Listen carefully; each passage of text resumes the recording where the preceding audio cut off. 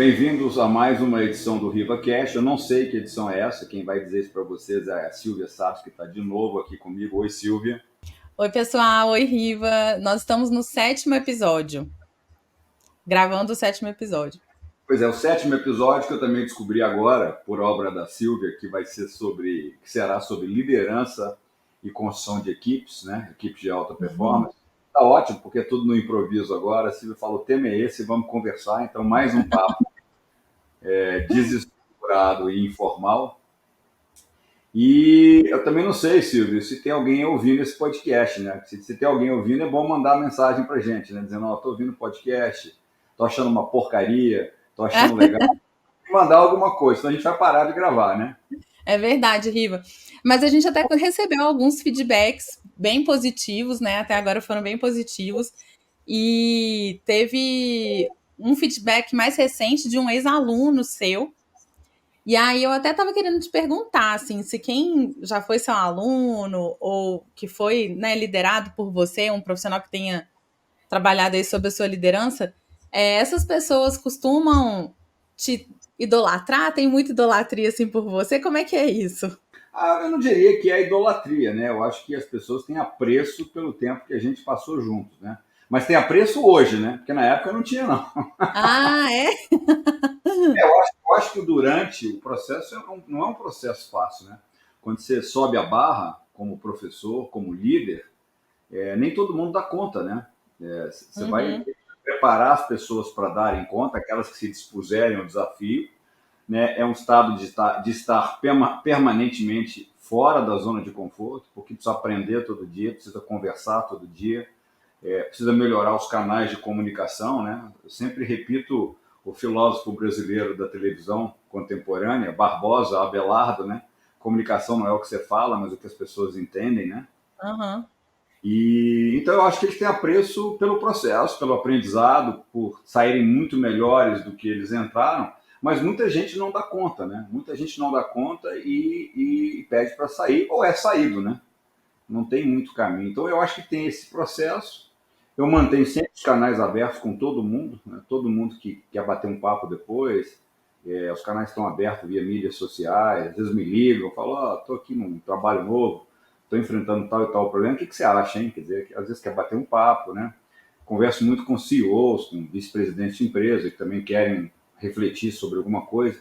Eu acho que esses caras que estão melhores posicionados na carreira depois, né? Que se tornam CEOs, presidentes, vice-presidentes, diretores executivos, eu acho que essas pessoas também têm uma capacidade muito legal de exercer uma certa humildade intelectual, né? De ligar e falar assim, cara, eu tô com uma ideia aqui, me ajuda a pensar nisso aqui. O que, que você acha? Eu escuto e tal, ofereço as minhas percepções. Minha mulher brinca, né? Você vai começar a cobrar essas mentorias. Eu jamais teria É. coragem de fazer isso, porque são pessoas com as quais eu me relacionei, né? Então tenho o maior prazer em conversar e tal. E também, né, essas conversas também não são conversas fáceis, né? Muitas vezes envolvem dilemas de carreira, muitas vezes envolvem decisões, etc. Pois é, eu estava pensando porque uma coisa que a gente já conversou, né, em outros contextos, é sobre pessoas que são fora de série. E aí, na hora que você falou assim de subir a barra, eu fiquei pensando, né? Quem consegue corresponder deve ser um fora de série. Quem não consegue, não é. Como é que você definiria assim uma pessoa, né, chamada fora de série? Olha, eu posso explicar um pouco do processo assim de trabalho nas duas frentes, né? Quer dizer, o que eu trabalho como executivo e o que eu trabalho como professor, né? Quer dizer, são dois approaches distintos, sendo um pouco iguais de alguma forma. Sempre que eu topei um desafio, sempre foi na educação, né? Sempre foi para ser reitor, presidente, diretor, pró-reitor, esse tipo de coisa. Eu nunca sonhei com nenhum cargo fora da educação. Educação é a minha praia, eu escolhia o setor que eu queria trabalhar, onde eu gosto, onde eu tenho paixão, onde eu tenho tesão, onde eu quero ir trabalhar todos os dias. Então, embora tenha tido convites para trabalhar para empresas fora, né, do setor da educação, eu nunca topei o desafio porque eu achei que o meu lugar é aqui, né? Então, eu sempre assumi um desafio de ser reitor, de ser diretor executivo, presidente. A primeira coisa que eu fazia antes era bater um papo com os acionistas principais e com os executivos que ainda lá estavam, né? Quer dizer, entender o que é a empresa, qual que é o momento, o que é o job to be done, né? Quer dizer, que desafio a gente tem, quais são as dificuldades, quais são os grandes problemas. Passava um bom tempo analisando documentos contábeis, relatórios financeiros, né? Queria entender um pouco a questão do marketing, da reputação da empresa, do relacionamento com o cliente, se havia ou não condição de intimidade. No caso da universidade, eu queria ver o desempenho acadêmico, tem que ter desempenho acadêmico, né? Ou conversava com o RH para entender o clima, né? Entender um pouco da cultura e tentar fazer um soft landing, né? Quer dizer, uma aterrissagem tranquila. Bom, isso feito, eu acho que todo executivo tem que ter uma estratégia, né? Eu não estou falando de planejamento estratégico, eu estou falando de ter uma estratégia. Planejamento estratégico é apenas uma das formas da gente olhar para a estratégia. Então, quer dizer, qual que é a sua estratégia? Estratégia tem que responder uma pergunta complexa. Como é que você vai competir? Essa é a discussão de estratégia. Então, eu chegava lá, na organização, normalmente era uma reestruturação, né? E cenários de reestruturação não são cenários fáceis. Por quê? Porque ao reestruturar, você tem problema financeiro para resolver, você tem problema de reputação para resolver, você tem problema de relação com o stakeholder para resolver, tem uma série de pepinos para resolver. Então, a primeira questão é ter uma estratégia na cabeça, né? E ao entrar, uma das primeiras coisas era conversar com o time. Então, eu tinha várias conversas com o time, individuais, em grupo, para entender o momento das pessoas, o que elas esperavam ali, o que elas estão fazendo, quais eram os resultados. E era interessante porque muitas vezes saía para almoçar, e você fazia uma ou duas perguntas, já sabia, ó, esse profissional aqui, essa profissional dá pé, esse aqui não vai rolar, né? Eu às vezes almoçava com pessoas responsáveis por coordenarem cursos, né, programas, e fazia uma pergunta simples: o que é o seu currículo, quem que é o seu egresso? Quer dizer, ao final, esse aluno seu sai fazendo o quê? Se o profissional, a profissional começar a se controlar, não soubesse dizer, não pode estar aqui na universidade com a gente, né? Então, era interessante conhecer o time e muitas vezes eu tinha um desafio em cenário de restauração. Eu não tinha dinheiro para contratar gente cara de fora. Eu tinha que encontrar talentos dentro da organização e desenvolver esses talentos. Então, é uma coisa que até o Rafa, lá da Árvore, escreveu no livro dele, que eu gostava de fazer um negócio chamado Management by Walking Around, que é fazer gestão andando pela organização. Eu nunca fiquei com a bunda na cadeira da presidência, da reitoria. Eu sempre saía e ia conhecer a instituição em loco, todos os dias, sem avisar, que era mal barato, né? A gente aparecia, né? E nessas aparições que eu fazia, conhecia gente interessante e conhecia muito talento escondido atrás de gerentes, de gestores medíocres. E aí começava a puxar para cá, puxar para lá, vem mais para perto, o que você acha disso, como é que você resolveria isso aqui? E depois acabava promovendo essas pessoas e tinha um trabalho intensivo de mentorá-las, né? De desafiá-las o tempo inteiro e tal. Então, era também, além de, outra questão complexa da reestruturação é que é muito intensivo em tempo, né? Tem muito o quê? Desculpa? É muito intensivo em tempo, quer dizer, às vezes Intensivo em tempo. chegava antes das 7 horas da manhã e saía às 11 horas da noite. Por quê? Porque organizações que você não tem processo e não tem tecnologia, só tem uma forma de você compensar por isso, que é trabalhar mais horas, infelizmente, né? E aí, e boa parte do meu tempo nos primeiros 6, 8, 12 meses, era dedicado a desenvolver o time. Por quê? Porque eu sabia que eu jamais teria sucesso sem time. Não tem super-homem, não tem super-mulher. Ou você monta, ou você tem uma estratégia, e a partir dessa estratégia você vai buscar os skills, as competências que você precisa no time para executar, você não vai ter sucesso. E uma coisa que eu sempre usei para montar meus times é uma compreensão muito, muito profunda de liderança que eu tive estudando liderança há muitos anos, né? Por que liderança não é fácil? Primeiro, porque envolve um negócio chamado autoconhecimento, né? Que não é autoajuda, né? Conhecimento é conhecer a si próprio. Quer dizer, entender em profundidade assim, onde que eu sou bom, onde que eu sou foda, mas e fundamentalmente entender e principalmente entender aonde que eu não sou tão bom. Então, ao entender as competências e os skills que eu não tinha, eu conseguia atrair as pessoas que tinham, que me complementavam. Era assim que eu montava meus times. Qual era o sentido de montar um time com gente que pensa da mesma forma do que eu e tem as mesmas competências do que eu? Uma idiotice. Então, eu trazia pessoas e, inclusive, ensinava essas pessoas a me desafiar. Porque no Brasil há uma distância de poder muito alta na cultura. Não sei se você concorda com isso. Concordo. Você entrou num ponto que eu até queria te perguntar, assim, como que você definiria liderança, né? O que é liderar para você? Porque você falou muitos aspectos, né? Até essa questão de ter que mentorar, às vezes, o time, né? Como é que você vê tudo isso? Pois é, então eu estava falando do que eu olho para liderança. Liderança para mim envolve algumas questões muito difíceis. Primeiro é autoconhecimento, e aqui é um exercício de humildade. Você não pode confundir, no Brasil se confunde humildade, se confunde arrogância com a capacidade de fazer perguntas e questionar. Ah, não, mas fulano é muito arrogante. Não, peraí, fulano não foi arrogante, ele está questionando o que você acabou de falar. Não tem nada de arrogante nisso, ele está atacando as suas ideias. Responda. Arrogante é não te ouvir. Arrogante é te desrespeitar, é não considerar aquilo que você falou. Agora, aqui é um debate, vamos trabalhar isso. Então, eu estava falando de liderança, eu entendo como autoconhecimento, que não é um exercício fácil para as pessoas, é preciso ter humildade intelectual para fazer, entender onde é que você não é bom, o que você não sabe, o que você precisa aprender, o que você não vai aprender e desenvolver. E aí você monta teu time. A segunda questão é uma capacidade, é um skill de poder engajar as pessoas, de poder criar ambientes de trabalho que são estimulantes, criativos, engajadores, são desafiadores e que as pessoas estão dispostas a ir todo dia porque acreditam na causa. Eu quero estar ali. É difícil, né? Eu me lembro do Tom Jobim, né? É uma merda, mas é sensacional, né?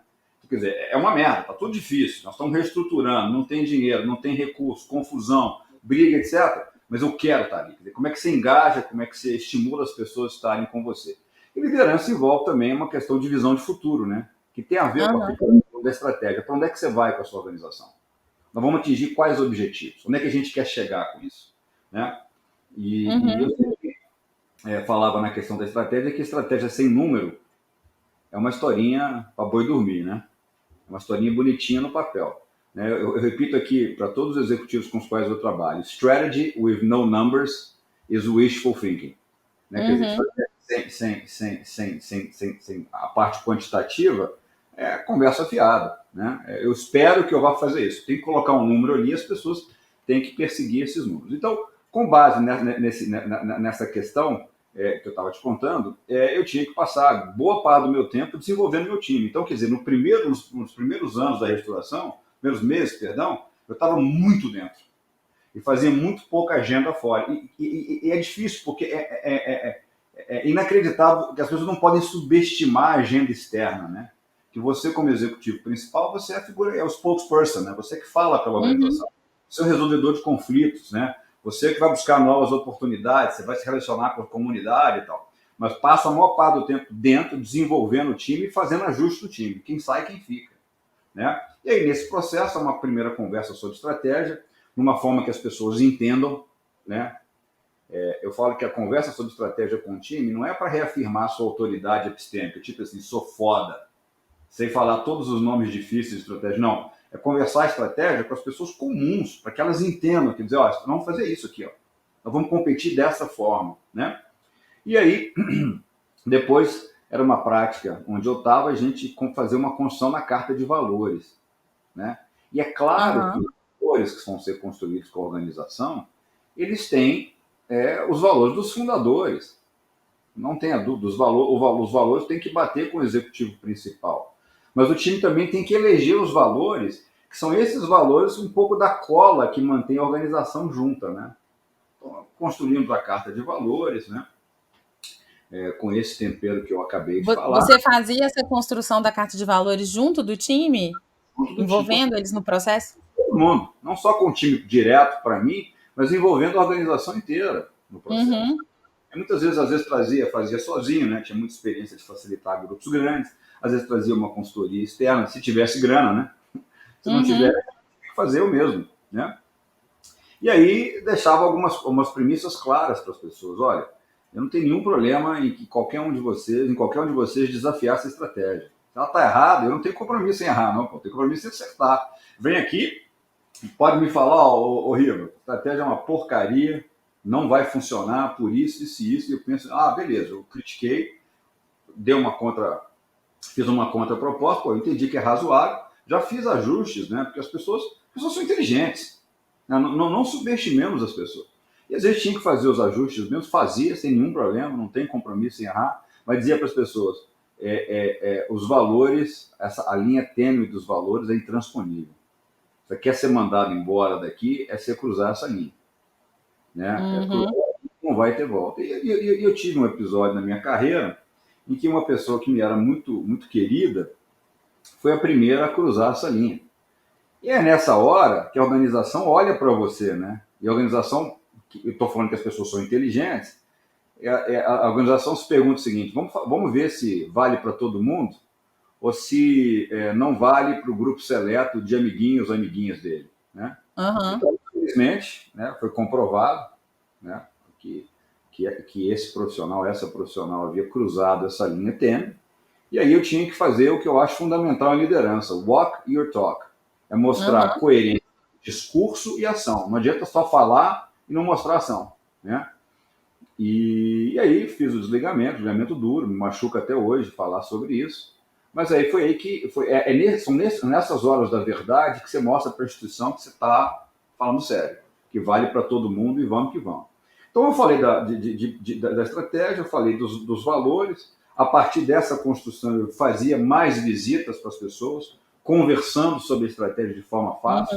E a gente teve na época um programa super legal que chamava Roda de Conversa. Então, a primeira roda de conversa eu convidei pessoas. O RH foi lá, convidou pessoas para um papo comigo. E às vezes iam pessoas muito simples, né? Que não tinham contato com a alta administração. E era legal porque as pessoas colocavam a melhor roupa e tal, todas formais, né? Ficavam com medo de aceitar o café. E eu chegava lá, já chegava quebrando gelo, né? Ó, vem cá, eu vou tomar um café aí com você e tal, papapá. E a partir da primeira reunião, essas pessoas que participaram, que foram convidadas pelo RH, recebiam um convite. E elas podiam entregar o convite para quem elas quisessem. De modo que a gente jamais saberia quem que eles iam convidar para a próxima reunião. Então eu podia ter lá alguém de serviço gerais, podia ter lá um gerente da contabilidade, eu podia ter lá alguém que estava tratando do atendimento ao cliente. E todo dia, toda semana tinha um papo. De 1 hora e tal, eu falava meia horinha, explicava a estratégia, falava dos valores e pedia para as pessoas conversarem comigo, contarem casos, né? Então, as primeiras reuniões, aquele gelo, aquela tensão, depois as pessoas começam a perder o medo, porque elas estão vendo que elas não vão ser punidas por se expressar, por quererem fazer melhor, etc, etc. E aí, o negócio colou, né? Você vai aumentando o nível de confiança dentro da organização, porque ele vai se disseminando, e você consegue ter unidade para perseguir os seus objetivos. E outra coisa que eu acho que também foi uma excelente prática foi a gente parar a cada 6 meses e botar todos os gestores num grande teatro para falar de resultados e abrir número para todo mundo. Então, gente que nunca ouviu número, o que é o custo folha sobre a receita? Começou a entender a importância. E o fato de você ter uma gestão dessa forma, né, você parar para falar de número e falar de resultado, é uma questão importante porque as pessoas começam a ver a estratégia acontecendo. Ó, a gente tem esse objetivo aqui, não tinha? Nosso número é esse aqui, como é que a gente melhorou? Por que a gente melhorou? Aí explicava didaticamente e tal. Então você ia ganhando força no movimento para poder fazer a virada que você tinha que fazer. E aí, para terminar essa conversa de como é que sempre eu chego, na época gerente de RH, eu chamei a gerente de RH e falei, ó, chamei o time dela, quero que vocês pensem nessa próxima parada para a gente falar de número, de resultado, eu quero que vocês pensem uma forma de reconhecer os colaboradores. Vamos acabar com esse papo de ter toda reunião, é diretor, presidente no palco só. Não, vamos botar no palco as pessoas que realmente também fazem a instituição junto com a gente. Todo mundo quer palco, gente. Todo mundo quer ser reconhecido, né? Nós não pagamos melhores salários, né? Nós temos que ter uma contrapartida, tem que ser legal estar aqui. Tem que ser reconhecido, tem que valorizar as pessoas verdadeiramente. Aí eu sabia o que eu queria. Eu também sabia que se eu falasse para o RH e para a equipe o que eu queria, eu estava impedindo que eles aprendessem e propusessem alguma coisa. Então, você tem 1 semana, 2 semanas para voltar aqui e me propor o que vocês querem fazer para reconhecer os colaboradores da empresa e tal. O RH volta e tal. Ó, a gente quer olhar tempo de casa. Eu falei, não, de jeito nenhum. Tempo de casa não vão. Tempo de casa não significa absolutamente nada. Você pode ter gente que está aqui há 50 anos enrolando. 50 anos não, né? O máximo é 35, né? 35 anos enrolando e pode ter gente que está aqui há 2 anos fazendo puta diferença. E aí eu falei, olha, eu queria propor uma coisa para vocês, mas vocês vão operacionalizar, não sei como é que vocês vão fazer isso. Quero que vocês andem pela instituição como eu ando, e quero que vocês vão ouvir, quero que vocês escutem as histórias que se contam nos bastidores. E eu quero que vocês descubram gente anônima, né, eu chamava de invisíveis, que ninguém sabe que existe, que foram além nesta empresa para executar a estratégia que a gente tem, ou que viveram os valores de uma forma que merece ser contada para a casa inteira. O RH se empolgou, e aí elas, na época, a maioria era mulher na época do meu RH, Uhum. elas criaram a metodologia para buscar esses casos e que representasse a instituição como um todo, foi muito legal. E na próxima parada, eu mestre cerimônias, né? Com muita experiência em sala de aula, eu sou super mestre cerimônias, né? E eu ia dizer, olha, a gente hoje vai reconhecer as pessoas que mudaram essa instituição e que vão continuar mudando por muito tempo, que a gente quer estar junto por muito tempo. E aí, só que eu não falava o nome da pessoa, né? Eu contava o caso para o auditório Ah, votar. 600 pessoas lá, 700 pessoas, nem me lembro mais quantas, né? Eu tenho uma foto com o time inteiro que a fotógrafa teve que ir lá pro outro lado lá do da auditório. Belo Horizonte para tirar a foto, né? Aí eu começava a escrever o que a pessoa tinha feito e as pessoas levantavam, aplaudindo já sabiam quem era. Ou seja, Aham. casa civil ali reconhecida e reconhecendo as pessoas que faziam a diferença. E aí ficou um negócio, um momento muito bacana, né? E aí a coisa funcionou, deu muito certo, deu muito resultado. Aí eu posso contar a história aqui até amanhã sobre isso, mas esse é sempre o approach que eu uso, né? Quer dizer, eu penso em primeiro, faço a minha auditoria, meu para casa antes de entrar como executivo, vou lá conversar, entender finanças, marketing, cliente, demonstrações contábeis, expectativa dos Uhum. etc. Penso em que estratégia mais adequada para aquilo, vou conhecer o time, né, vou andar pela instituição para poder recrutar quem eu acho que faz a diferença. Montamos aí a questão dos valores, a cola que coloca a gente junto.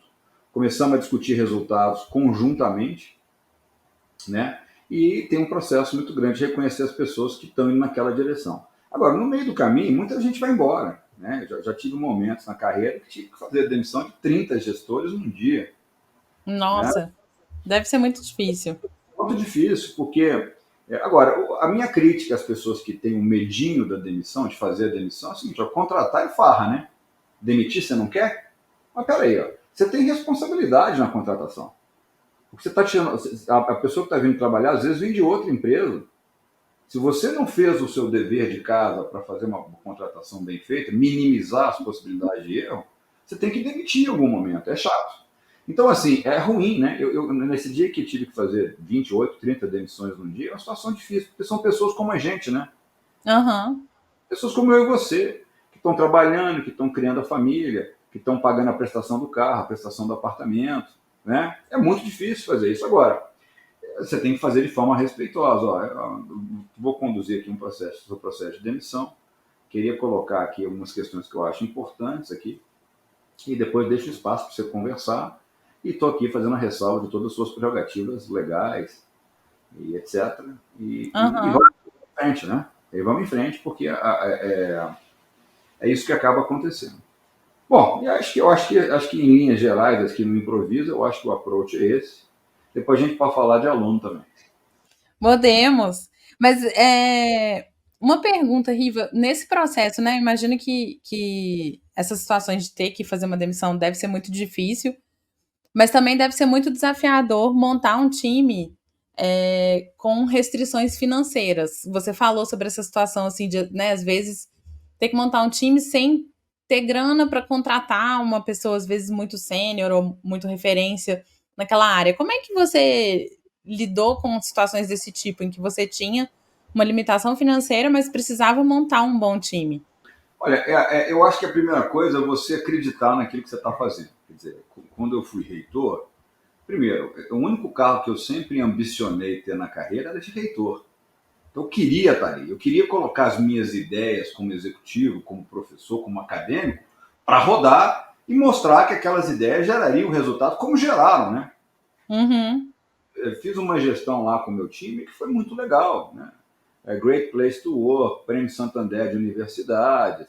E por aí vai. Quer dizer, eu posso ficar aqui até amanhã falando. Resolvemos todos os problemas? Óbvio que não. Paretamos, né? Resolvemos 20% das questões que geravam 80% do resultado. O resto vai passar. Não tem Aham. gestão perfeita, não tem gestor perfeito. Né? Então, o desafio era exatamente isso, era reconhecer talentos ali e ao conversar com as pessoas e ao entender as pessoas, você começa, opa, peraí, essa profissional aqui falou um negócio que ninguém falou aqui até hoje, o que ela está fazendo aqui? Aí você vai entender a figura, peraí, vamos pensar num desafio novo aqui para você, né? E eu também gostava muito dos advogados do diabo, né? E das hienas hard, né? Os caras vai dar certo por isso e isso. Eu falei, peraí, por que não vai dar certo? Porque eu acho que esse número aqui não bate, vem uma questão regulatória nova, assim, sensata. Falei, mas o que você acha que deve ser? Acho que deve ser assim, assim, assim, assim, assim, sensado. Falei, eu contratei um diretor assim que eu acho um cara fenomenal. Se eu voltasse hoje, eu contrataria esse cara para trabalhar no meu time. Né? Aí eu falei assim, então tá tudo uma merda assim, tá. E você acha que a gente vai se ferrar? Acho. Aí me explica por quê. O que você propõe? Isso. Falei, amigão, quer vir fazer? O cara, como assim? Tá uma merda. Eu concordo com você, tá uma merda essa área aqui mesmo, esse setor. Você fez a crítica que eu acredito que seja a crítica correta. Você está embasado, trouxe dados para me mostrar e que tem uma questão regulatória nova. Você está me propondo um negócio aqui que tem que fazer, eu não tenho ninguém para fazer. Eu acho que faz sentido. Quer vir fazer? Aí tomava aquele susto, né? Porque não esperava esse approach, né? Essa aproximação. E aí veio. E né, o resto é história. Né? Fez sucesso lá, fez uma super Que carreira. bacana. Então, agora, eu acho que, falando para todos os executivos aí, inclusive as pessoas que estão aspirando a esse cargo, eu acho que você tem que fazer uma análise muito criteriosa antes de aceitar qualquer desafio.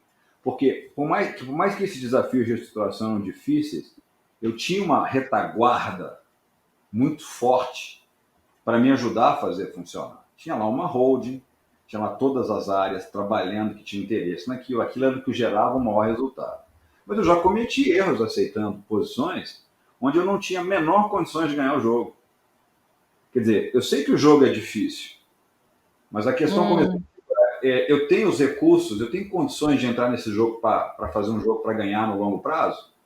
Agora, só que eu já entrei em situações que eu vi assim, olha, estou entrando num negócio aqui, é um negócio irrelevante perante o negócio geral dessa organização como um todo, e é um negócio que qualquer espirrozinho aí do ambiente externo vai ficar julgado para segundo plano. Esse é um jogo que não dá para ganhar. Esse é um jogo que você vai jogar para não perder. E o não perder não é minha, eu quero jogar para ganhar. Então, assim, eu sempre quero desafio, quero um negócio que é difícil fazer, não vai rolar, mas que eu vejo que eu tenho condições como executivo de alocar os recursos que eu preciso para ganhar um jogo. O erro é aceitar um cargo, uma posição, de uma empresa que você vai ficar jogando para não perder.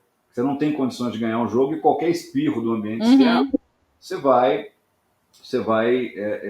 dançar. Então é muito importante entender isso, é muito importante negociar os recursos que você vai precisar, né? E às vezes eu falo assim, tem que negociar isso por escrito, né? Porque depois que você aceitou, e fundamentalmente, a hora de você negociar as suas condições de trabalho é na entrada, seu salário, seus benefícios, né? Seu bônus, se vai ter participação na empresa ou não. Você só vai negociar antes de você entrar. Depois que você entrou, esquece. Perfeito. E muito bom esses conselhos para quem está mirando um cargo de liderança, né? Você falou sobre essa questão na cultura brasileira, a gente tem muito forte essa questão da hierarquia, tem distância, né, muito grande assim entre cargos em termos de hierarquia.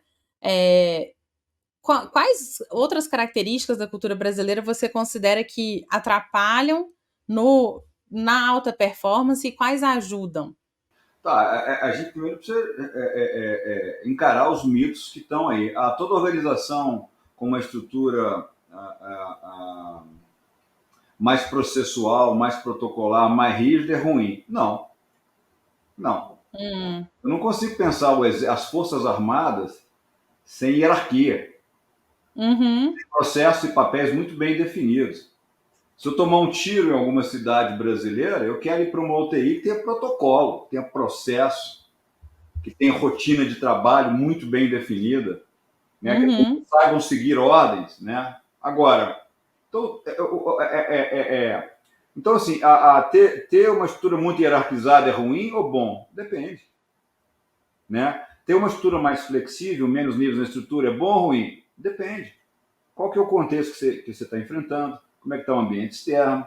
Qual que é a natureza do negócio que você atua? Que setor que você está? Então a gente, esse todo a layout empresa tem que ser aberto para melhorar a comunicação? Depende, né? Então, quer dizer, não, Uhum. meus executivos aqui, meus alunos, né, que estão, os meus alunos que são sêniores, estão se formando, primeiro emprego, eles já aprenderam a responder. Eu pergunto, assim é sensado? Eles respondem assim, it depends. Ah, Depende do quê? Eles já sabem fazer. Não tem uhum. experiência, mas já sabem pensar sobre isso, né? Então, a melhor estrutura para uma organização é uma estrutura matricial. A matricial é melhor que a funcional. O que vocês acham? Depende. Claro que depende, né? Uhum. Então, para a gente falar de cultura, a gente tem que ter um framework, algum modelo para pensar.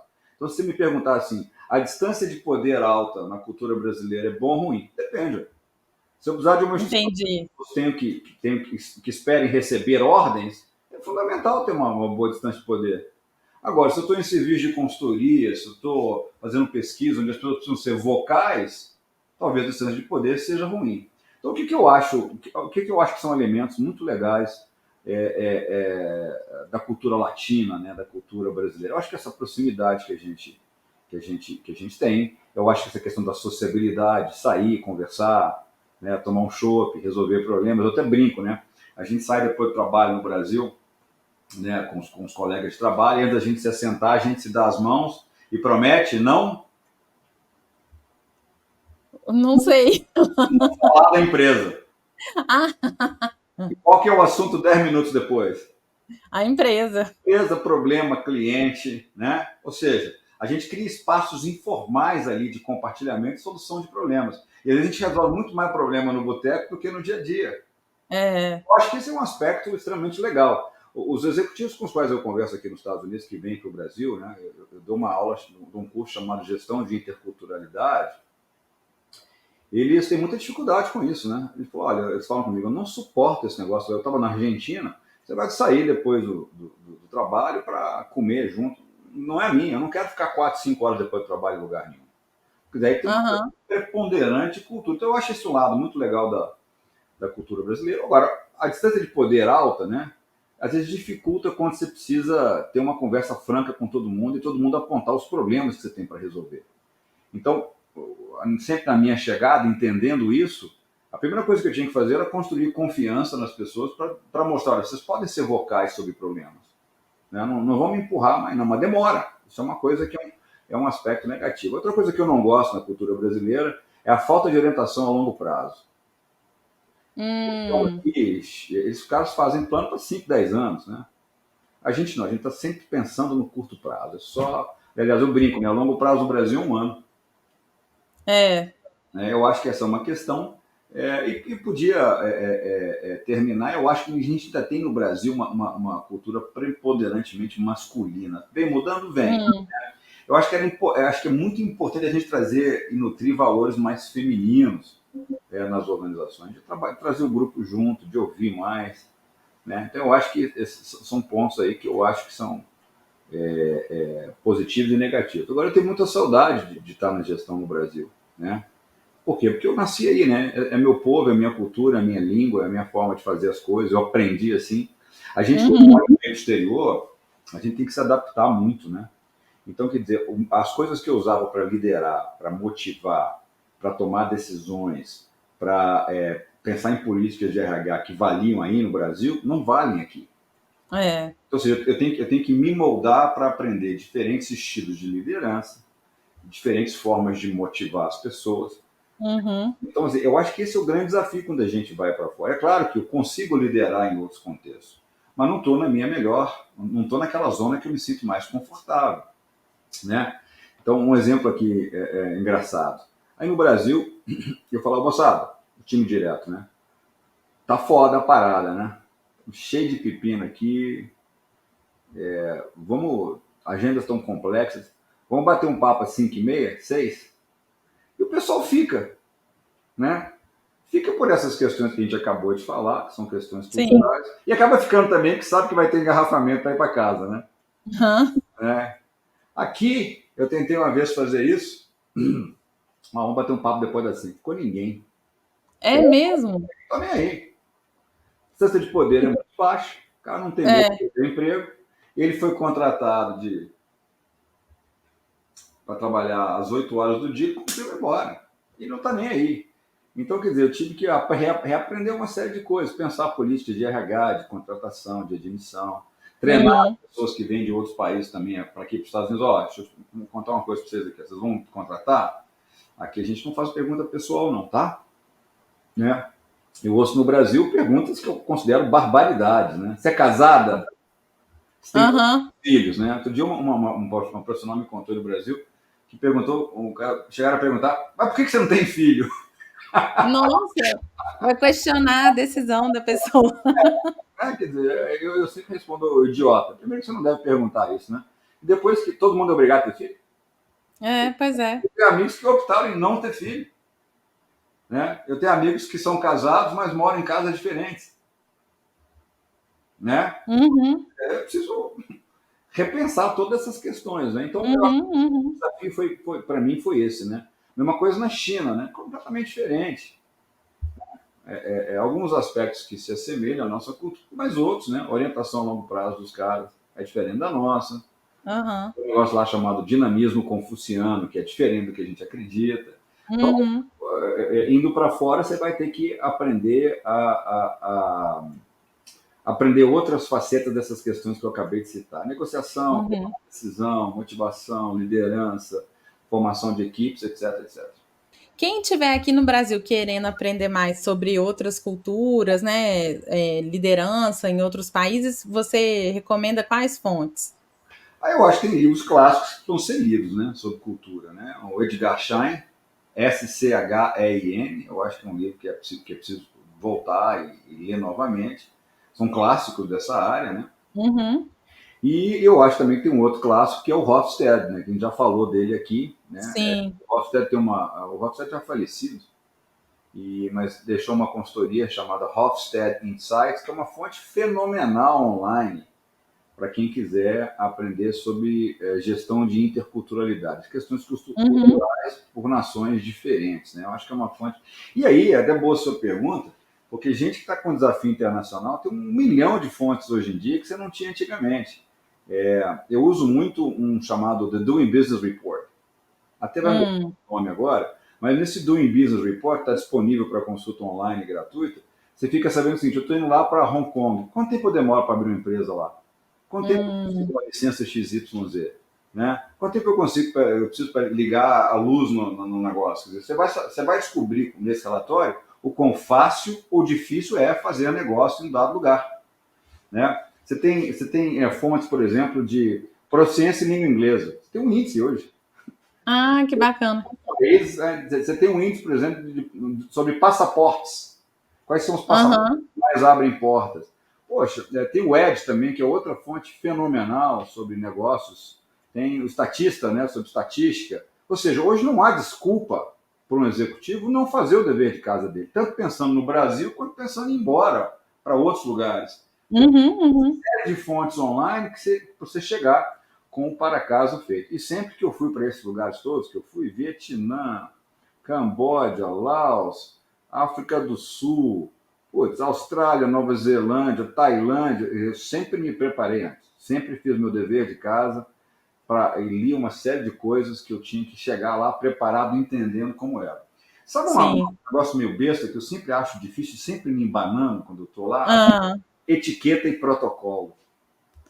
sim, como cumprimentar as refeições, essas coisas todas, né? Eu chego lá e estou sempre aquela questão assim, até hoje, eu chego lá um pouco inseguro. Né? Quando eu vou para a China, por exemplo, se você é o convidado principal, você tem um lugar na mesa, a mesa redonda, né? Lá. Você tem que primeiro esperar os mais sêniores se assentarem, né? Tô brincando que eu já tô quase no quesito mais sênior lá, né? Mais jovem, eu sou o mais sênior da turma, né? Depois a cadeira reservada para o sênior e para você. A cadeira tem que ter a melhor visão do ambiente inteiro. Hum, Lá você não vai sentar lá. Aí você tem que pensar, você tem que esperar o mais sênior começar a comer, a comida toda compartilhada. Não é igual aqui nos Estados Unidos, né? Vem para casa amigas da minha filha, eu quero nuggets, não, eu quero pizza. Não, é isso. Lá fazem uma refeição grande, né? Sempre farta. uhum. Sabe que o maior medo do chinês é faltar comida ali, né? Quer dizer, se faltar É, comida, né? você pode pensar que ele está sem grana e tal. Então você vai aprendendo. Então, sempre quando eu fui para a Tailândia, por exemplo, né? A Tailândia tem rei, né? Então você lê antes e tal, mas sempre cometo umas gafes assim, e já me acostumei a chegar, a me aproximar de alguém e falar assim, cara, me ajuda aqui. Como é que Aham. esse negócio? Como é que eu tenho que cumprimentar fulano? A questão de receber ou não presentes, né? Uhum. Então, assim, eu conheço todos os aspectos mais macro, mais financeiros e tal, mas na hora do protocolo e etiqueta, tem sempre uma... É. Agora, as pessoas são muito, principalmente na Ásia, elas são muito forgiven. Aham. Esse cara é estrangeiro. Compreensivas. Aham. Mas esse cara é estrangeiro, ele não está habituado, vamos dar aqui o benefício aqui da dúvida para ele e tal, tá tudo bem, vamos em frente. Agora, se você é estrangeiro e eles sabem que você está morando lá há mais de um ano, é sua obrigação saber aquilo. Ah, sim. Não, É. e você tem que respeitar. Aí já deu tempo. É. É. Ah, muito bacana, Riva. Falando de aluno, né, que sempre volta e que o pessoal do dia brincou, tem um culto de adoradores, não. Tem uma galera que passou por momentos desafiadores comigo, que toparam o desafio e tiveram sucesso. Mas eles Aham. falam que não era fácil. Primeiro, uma carga de leitura absurda, né? Olá, você vai fazer disciplina lá no mestrado Rivadavia, ó, né? Aham. Assim, e tal. E outra coisa que eu instituí algumas questões fundamentais para estar em sala de aula. Você leu o que era para ter lido para hoje? Não. Então fora. Não vai entrar. Uhum. Por quê? Porque você está me desrespeitando e está desrespeitando seus pares. Seus colegas, é. Você tem que elevar o nível de preparação para entrar na sala de aula. E aí eu usava muito um negócio chamado cold call. Hum, Qual é a pergunta que a gente já até falou nisso, né? A pergunta na lata. já. Entrou na sala e tal, você leu o artigo tal, tal, tal. Eu quero saber que número você tirou daí, por que eles se conectam ou não à estratégia. Pô, né? A pessoa já está aquela paralisada e tal. Aí essa tensão dura 3, 4 semanas e depois o pessoal se acostuma àquele negócio. Hum, Eles vêm se preparando, muitos pedem ajuda, eu não sei, não estou sabendo me preparar. Você me ajuda, ajuda sim. Vamos aqui criar uma rotina para você trabalhar, para você estudar, para você fazer tudo bonitinho e tal, ajuda e tal. E as pessoas vão vendo o progresso, né? E o que é mais legal é que às vezes eu dava uma disciplina que era obrigatória, todo mundo tinha que me encarar, né? E aí tinha aquele sofrimento. Aí depois, oferece uma eletiva aqui. Eletiva nem todo mundo tem que fazer, né? E eu sempre desci a mão na eletiva pensando assim, vou fazer uma disciplina tão difícil que não vai ter aluno e eu também não vou ter que dar aula, né? E para aham. mim, surpresa, lotava também. As pessoas que Olha que aprendiam, bacana. que viam como se desenvolviam, estavam lá. Eu me lembro assim, aí eu chegava no primeiro dia de aula lá, né? Pô, eletiva, o que vocês estão fazendo aqui, pô? Vocês já sabem que é uma merda essa aula. Por que você está aqui? Aí teve um aluno engraçadíssimo que falou assim, por que eu estou aqui? Ele falou comigo assim, porque eu quero me fuder. E aí eu falei, bom, Sabia que depois ia valer a pena. aí eu falei, tá bom, se o seu objetivo é esse, se prepare, porque... E aí eu acho que essas pessoas aprendem um caminho aí de se tornarem interessantes, de se Aham. tornarem pessoas intelectualmente relevantes, de aprenderem a pensar, a fazer perguntas, a questionar, a buscar conhecimento, a ler o que há de fronteira, a debater, quer dizer, no final não vem mais o cold call como um problema. Não, o cold call é Sim. de conversar, de debater, de expressar as ideias, de falar aquilo que você pensa ou não. E isso muda a vida de muita gente, né? Quer dizer, elas descobrem que elas podem muito mais do que elas imaginavam. Então, assim, tanto do lado executivo quanto do lado professor, eu não deixo as pessoas ficarem confortáveis, né? Uhum. Eu também não me permito ficar confortável. Eu fecho dizendo o seguinte, é 100% todo dia. Eu falo com a minha filha todo dia isso, é 100% todo dia. Vá lá, faça o que você tem que fazer. Não deu certo? Mas você fez o seu melhor? Fiz, então tá bom, tá tudo bem, né? Uhum. Agora vai para um campeonato de jiu-jitsu. Eu falo para ela, não importa se você perder a competição. que importa para mim é se o seu preparo está adequado. Você fez seu dever de casa, foi 100% lá, beleza. Ganhar e perder é parte da vida, né? Então, assim, as pessoas aprendem que todo dia é 100% o seu melhor. Não dá para sair de casa para fazer 80, 70. Todo dia está no seu melhor, porque você também está se vendendo para as pessoas. Opa, que coisa interessante ali e tal. Então, assim, eu acho que boa parte das pessoas voltarem, quererem contato, estarem estimuladas intelectualmente. E eu nunca me permiti estar nessa zona de conforto, né? Estou sempre lendo, estudando, investigando, questionando e etc. Mas não é um ambiente fácil, né? É um ambiente que as pessoas têm que estar dispostas a estar ali porque elas querem galgar mais um degrau na carreira. Muito bom. Fechado? Fechado, Riva. Combinado. Na próxima semana, então, vai ter uma surpresa. Pode falar para os ouvintes. Pois é, próximo episódio. No próximo episódio, gravarei da minha cidade natal, Belo Horizonte. Estarei em Belo Horizonte. E vamos lá, ter um tempinho bacana para falar. Também não sei qual que é o tema, a Silvia não falou, tema surpresa. Vamos para mais um improviso aí na semana que vem. Uma alegria retornar a BH, uma alegria rever amigos, ex-alunos, executivos com os quais eu trabalhei. E, evidentemente, frequentar meus restaurantes favoritos, dentre os quais o melhor japa de BH, o Jabá, né? Que é o Sushinaka. E eu vou desde que eu sou adolescente, hein? É mesmo? Eu estudava ali, quando eu voltei dos Estados Unidos, faltavam só 6 meses para eu acabar o ensino médio, eu fui para o Colégio Roma. Em frente ao Colégio Roma, ali na Gonçalves Dias, tinha o Cabaré Mineiro e tinha o Sushinaka. Olha só. Cliente, eles mudaram a localização, sou cliente fiel, então, quer dizer, estou lá no Sushinaka, mas vou rever muita gente legal e vou finalmente conhecer a Silvia pessoalmente, porque eu só conheço a Silvia. Eu estou super animada para isso. Valeu, gente. Até a próxima. Tchau. Tchau, pessoal.